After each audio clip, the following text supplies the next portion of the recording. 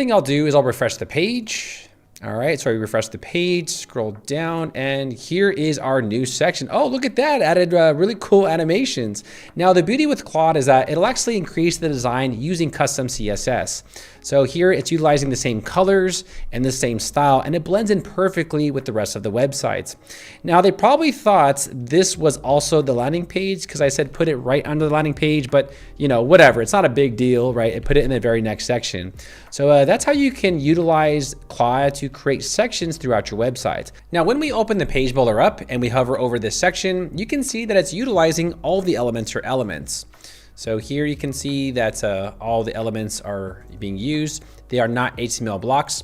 Now, what you can do also is you can always instruct Claude to always use the Elementor elements just so that it doesn't accidentally use HTML, which may happen sometimes.